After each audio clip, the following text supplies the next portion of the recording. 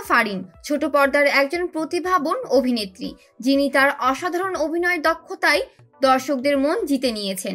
তবে শুধু অভিনয়ই নয়, সামাজিক যোগাযোগ মাধ্যমে তার উপস্থিতি তার জনপ্রিয়তাকে আরও বাড়িয়ে দিয়েছে। ফারিন প্রায়ই তার দৈনন্দিন জীবন এবং ভালো লাগার বিষয়গুলো ভক্তদের সঙ্গে শেয়ার করেন, যা তাকে আরও কাছের অনুভূতি দেয় তার অনুসারীদের জন্য।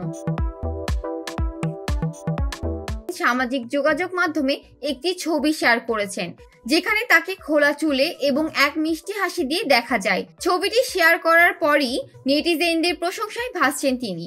ছবির ক্যাপশনে ফারিন লিখেছেন, মানুষের কমেন্ট দেখে মনে হচ্ছে পিক আপ না বউ লাগবে। তার এই ক্যাপশন এবং ছবিটি নিয়ে নেটিজেনরা ব্যাপক প্রশংসা করছেন।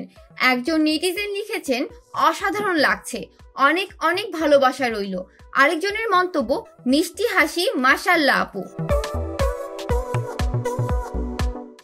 তাসনিয়া ফারিনের অভিনয়ের শুরুটা হয়েছিল 2017 সালে আমরা আবার ফিরবো কবে নাটক দিয়ে। তার মায়ের ইচ্ছেতে অভিনয় শুরু করার পর থেকে ফারিন ব্যাপক পরিচিতি পান।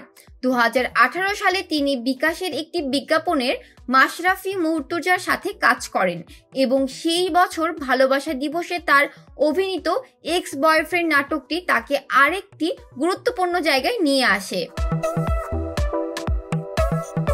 তাসনিয়া ফারিন তার অভিনয় এবং সামাজিক যোগাযোগ মাধ্যমে সক্রিয়তা দিয়ে অনেক মানুষের প্রিয় তারকা হয়ে উঠেছেন।